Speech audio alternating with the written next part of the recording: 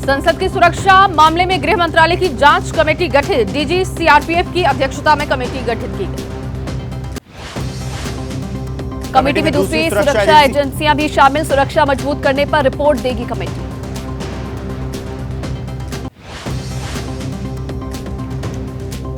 संसद की सुरक्षा से खिलवाड़ करने वाले आरोपियों पर दिल्ली पुलिस ने यूएपीए के तहत केस किया दर्ज। सभी को आज दिल्ली के पटियाला हाउस कोर्ट में पेश किया जाएगा। आतंकी हमले की बरसी पर संसद की सुरक्षा में बड़ी चूक, दिल्ली पुलिस की स्पेशल सेल को जांच सौंपी गई। दिल्ली समेत कई जगह पुलिस की छापेमारी। लोकसभा में स्मोक अटैक की साजिश में 6 लोग शामिल थे, 2 की सदन से और 2 की संसद के बाहर से हुई गिरफ्तारी। एक को पुलिस ने घर से हिरासत में लिया, एक आरोपी की तलाश जारी। मैसूर से बीजेपी सांसद प्रताप सिम्हा के पास के जरिए संसद में घुसे थे स्मोक अटैक के आरोपी सागर शर्मा और मनोरंजन ने संसद में घुसकर अटैक किया। संसद की सुरक्षा में चूक के मुद्दे पर आज सदन में हंगामा होने के पूरे आसार है। विपक्ष ने गृह मंत्री अमित शाह से बयान देने की मांग की। संसद की सुरक्षा में सेना के मुद्दे पर विपक्षी नेता आज राष्ट्रपति से मिलेंगे। मामले पर सुबह 10 बजे इंडिया गठबंधन के नेताओं की बैठक होगी।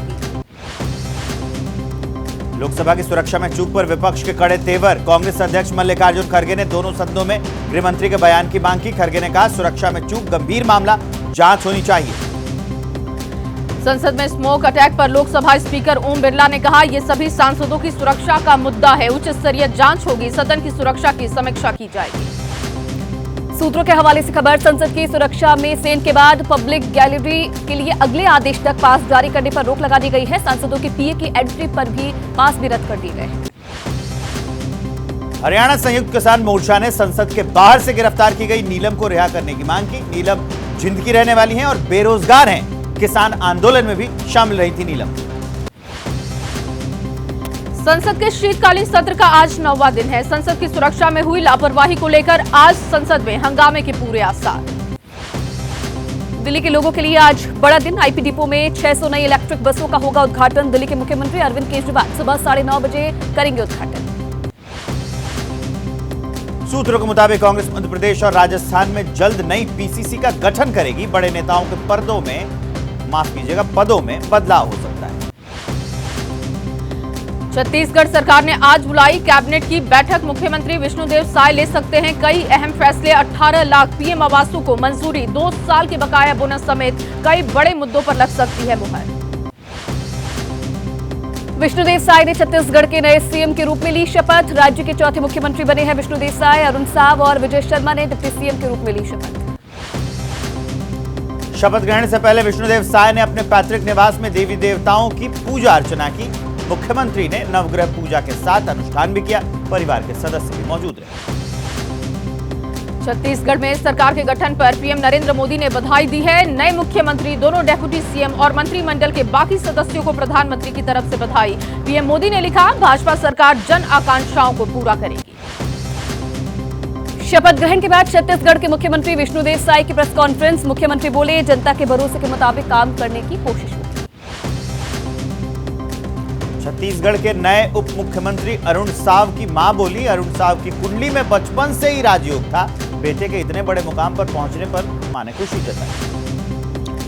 मध्य प्रदेश के मुख्यमंत्री बने मोहन यादव। नए मुख्यमंत्री ने बुधवार को शपथ ली। जगदीश देवड़ा और राजेंद्र शुक्ला ने उप मुख्यमंत्री पद की शपथ ग्रहण की। शपथ ग्रहण समारोह में पहुंचे पीएम मोदी, अमित शाह समेत भाजपा शासित राज्यों के मुख्यमंत्री और डिप्टी सीएम भी रहे मौजूद। भाजपा अध्यक्ष जेपी नड्डा ने भी शिरकत की। शपथ के बाद भगवान महाकाल के दरबार पहुंचे मुख्यमंत्री मोहन यादव। गर्भगृह में विधि विधान से पूजा अर्चना की। भगवान महाकाल का आशीर्वाद।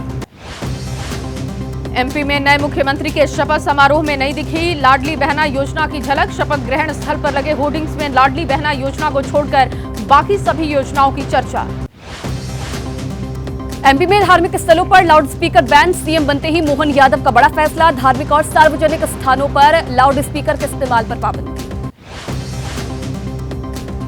राजस्थान में 15 दिसंबर को सरकार का शपथ ग्रहण। सुबह करीब 11:15 बजे रामनिवास बाग में होगा शपथ ग्रहण समारोह। पीएम नरेंद्र मोदी, गृह मंत्री अमित शाह समेत तमाम बड़े नेता शामिल होंगे इसमें। नए सीएम के शपथ ग्रहण के लिए बीजेपी की तरफ से तैयारियां। संगठन के कई बड़े नेता होंगे शपथ ग्रहण में शामिल। पार्टी संगठन की तरफ से भेजा गया नेताओं को न्योता। राजस्थान की मनोनीत डिप्टी सीएम दिया कुमारी का बयान, प्रदेश में कानून व्यवस्था को पटरी पर लाने की होगी कोशिश, पूर्व की तरह सरकार में बिगड़ी कानून व्यवस्था। मुरादनगर पहुंचे ओपी राजभर, पीएम मोदी की तारीफ करते हुए नजर आए राजभर। अखिलेश यादव और कांग्रेस पर हमला बोला। यूपी के अमरोहा में निजी कार्यक्रम में पहुंचे केरल के राज्यपाल आरिफ मोहम्मद, सीएम बोले केरल में पुलिस प्रशासन को खुले मन से काम करने की नहीं है इजाजत।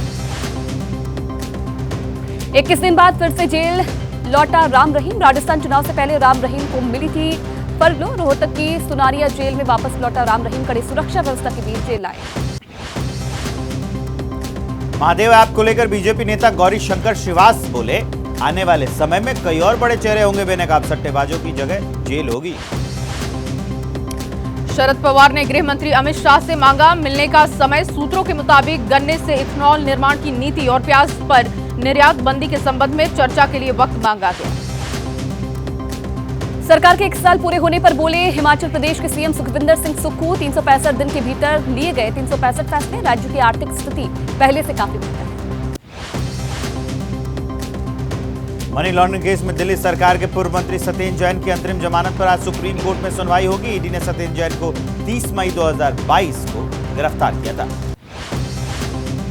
दिल्ली हिंसा मामले में गिरफ्तार शर्जील इमाम की जमानत याचिका पर आज हो सकता है फैसला। कलकत्ता कोर्ट ने सुनवाई के बाद फैसला रखा था सुरक्षित। मथुरा में श्री कृष्ण जन्मभूमि और शाही ईदगाह मस्जिद विवाद का मामला, सर्वे के लिए कोर्ट कमिश्नर नियुक्त करने की अर्जी पर आज फैसला सुनाएगा इलाहाबाद हाईकोर्ट। जेल में बंद मुख्तार अंसारी की हत्या की आशंका की अर्जी पर सुप्रीम कोर्ट में सुनवाई। कोर्ट ने याचिका को संशोधित कर दोबारा दाखिल करने को कहा। मुख्तार को यूपी से बाहर की जेल में शिफ्ट करने की मांग। दिल्ली एनसीआर प्रदूषण मामले में सुप्रीम कोर्ट में सुनवाई। कोर्ट ने राज्य सरकारों को पराली जलाने पर पूर्ण रोक लगाने के दिए सख्त निर्देश। राज्यों की प्रगति रिपोर्ट पर 27 फरवरी को होगी सुनवाई। मानहानि केस में अशोक गहलोत को झटका, दिल्ली की एडीजी कोर्ट ने रिवीजन याचिका की खारिज। अशोक गहलोत के खिलाफ चलता रहेगा केस, केंद्रीय मंत्री गजेंद्र सिंह शेखावत ने दर्ज कराया था केस। कोलकाता के आसनसोल में टीएमसी के पूर्व विधायक सोहराब अली और व्यापारी सैयद इम्तियाज के ठिकानों पर इनकम टैक्स विभाग की छापेमारी से लोहा व्यापारियों में हड़कंप मचा हुआ है। चंडीगढ़ में पुलिस ने शार्प शूटर करणजीत सिंह को मुठभेड़ में किया है गिरफ्तार। मुठभेड़ में शूटर के पैर में लगी गोली, घायल शूटर को अस्पताल में भर्ती करवाया गया। शूटर के कब्जे से पिस्टल कारतूस भी बरामद। पंजाब में लुधियाना पुलिस से मुठभेड़ में गैंगस्टर सुखदेव सिंह उर्फ विक्की ढेर हो गया है। कई मामलों में वांटेड था सुखदेव, पुलिस को कई दिनों से गैंगस्टर की थी तलाश। यूपी के शाहजहांपुर में अफीम की तस्करी मामले में महिला समेत 4 तस्करों को गिरफ्तार किया गया है। झारखंड के रहने वाले बताए जा रहे हैं कि अफीम के तस्करों के पास से 4 किलो अफीम बरामद हुआ है।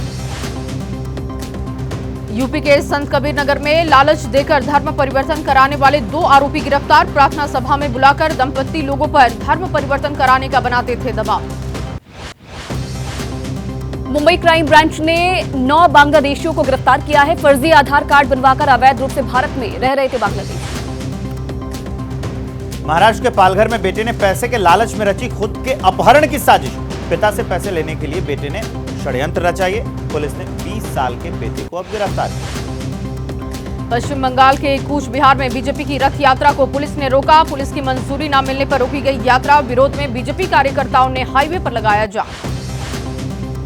पश्चिम बंगाल में बर्दवान स्टेशन पर गिरी पानी की टंकी, हादसे में 3 यात्रियों की हुई मौत, 2 दर्जन से ज्यादा लोग हुए घायल। हादसे के बाद कई ट्रेनों को रोका गया। पंजाब के फिरोजपुर में घने कोहरे के बीच ट्रक और कार में भीषण टक्कर, हादसे में कार सवार की मौत, 3 अन्य लोग घायल। घायलों को अस्पताल में भर्ती कराया गया। मुंबई के लोकमान्य तिलक रेलवे स्टेशन पर बनी कैंटीन में लगी भीषण आग। दमकल की 8 से 10 गाड़ियों ने आग पर काबू पाया। आग लगने से रेलवे परिसर का भारी नुकसान। अयोध्या में सरयू नदी में चलेगी आधुनिक सुविधाओं से लैस वाटर मेट्रो। नया घाट से लेकर गुप्तार घाट के बीच वाटर मेट्रो की सुविधा। घाट के बीच में जेटी बांध का काम करेगी। वाटर मेट्रो से अयोध्या के सभी घाटों का भ्रमण कर सकेंगे श्रद्धालु। वाटर मेट्रो में 50 लग्जरी सीट की सुविधाओं के साथ दूसरी सुविधाएं भी मौजूद रहेंगी। अयोध्या के लिए दिल्ली से उड़ान भरेगी इंडिगो की फ्लाइट। 30 दिसंबर को अयोध्या के लिए दिल्ली से 11 जनवरी से अहमदाबाद टू अयोध्या के लिए फ्लाइट सेवा शुरू होने जा रही है। अयोध्या में प्रभु श्री राम की भव्य मंदिर निर्माण और प्राण प्रतिष्ठा के उपलक्ष्य में शुरू हुई अमृत रथ यात्रा सूरत पहुंची। यात्रा के सूरत पहुंचने पर जगह जगह स्वागत किया।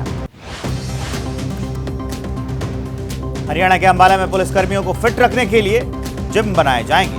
थानों पर ही पुलिसकर्मियों को मिलेगी जिम की सुविधा। थानों की नई बिल्डिंग को सेंट्रल एयर पूल बनाया जाएगा। बेंगलुरु में कडिलकाई पैरिश उत्सव की धूम देखने को मिली। श्रद्धालुओं ने डोडा गणपति मंदिर में दर्शन किए। मूंगफली उत्सव के नाम से भी जाना जाता है कडिलकाई पैरिश उत्सव। मुंबई में इंडियन नेवी की retreat ceremony gateway of India पर नेवी अफसरों ने परेड की। नेवी के अलग अलग कंपनियों ने राष्ट्रगान गाया। GPAI समिट पर केंद्रीय मंत्री राजीव चंद्रशेखर का बयान सामने आया। कहा कि आर्टिफिशियल इंटेलिजेंस हमारे चारों ओर मौजूद है। AI के लिए नियम क्या होने चाहिए, इसलिए GPAI समिट हो रही है। AI पर हम एक वैश्विक फ्रेमवर्क बनाएंगे। पहलवान बजरंग पुनिया ने सोशल मीडिया पर शेयर की वीडियो। डोप टेस्ट के लिए एक्सपायरी किट लेकर पहुंची नाडा की टीम। 8वीं बार किया जा रहा है डोप टेस्ट। दिल्ली के रविंद्र भवन में कला दीक्षा कार्यक्रम का आयोजन। संस्कृति मंत्रालय और संगीत नाटक एकेडमी की ओर से कार्यक्रम। समारोह की शुरुआत केंद्रीय संस्कृति मंत्री जी किशन रेड्डी ने की। कठपुतली कला के लिए कलाकार प्रदीप नाथ सम्मानित। कार्यक्रम में देश भर से आए प्रदर्शन कलाओं से जुड़े लोगों को भी सम्मानित किया गया। महाराष्ट्र की सतारा जिला जेल में स्ट्रॉबेरी की खेती। जेल में बंद कैदी कर रहे स्ट्रॉबेरी की खेती। कैदियों की उगाई गई स्ट्रॉबेरी के लगाए जाएंगे स्टॉल्स। गुवाहाटी में नजर आने लगी है माइग्रेटरी बर्ड। सर्दी का मौसम आते ही झील और नदियों में विदेशी परिंदों की चहल पहल देखने को मिल रही है। शिकार की आशंका को लेकर वन विभाग ने सुरक्षा भी बढ़ाई है।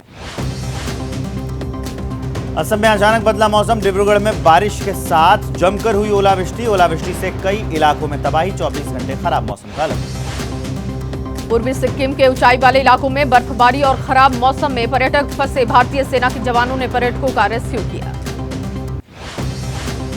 सिक्किम में बचाव अभियान देर रात तक जारी रहा और पर्यटकों को सुरक्षित क्षेत्रों में ले जाया गया। जवानों ने उन्हें अपनी बैरकों में आश्रय भी दिया। गर्म कपड़े और चिकित्सा सहायता मुहैया कराई गई। आज इकलौते टेस्ट के लिए भारतीय महिला क्रिकेट टीम की इंग्लैंड महिला क्रिकेट टीम से भिड़ंत। मुंबई में खेला जाएगा दोनों टीमों के बीच ये मैच। 9 साल के बाद रेड बॉल क्रिकेट में वापसी करेंगी भारतीय महिला टीम। रेड बॉल मैच नहीं खेलने के कारण टीम इंडिया के अधिकांश खिलाड़ियों को टेस्ट मैच का अनुभव था। भारतीय महिला क्रिकेट टीम के सामने इंग्लैंड की चुनौती। पहली बार टेस्ट में कप्तानी करेगी हरमनप्रीत कौर। अनुभवी स्पिनर के दम पर भारत का पलड़ा भारी रहने की उम्मीद। भारत और दक्षिण अफ्रीका के बीच आज तीसरा T20 मुकाबला। सीरीज बचाने के लिए भारत को मैच हर हाल में जीतना होगा। दक्षिण अफ्रीका सीरीज में 1-0 से आगे। विश्व कप में शानदार प्रदर्शन करने वाले तेज गेंदबाज मोहम्मद शमी को अर्जुन पुरस्कार के लिए किया गया नॉमिनेट। BCCI की तरफ से शमी का नाम सूची में शामिल।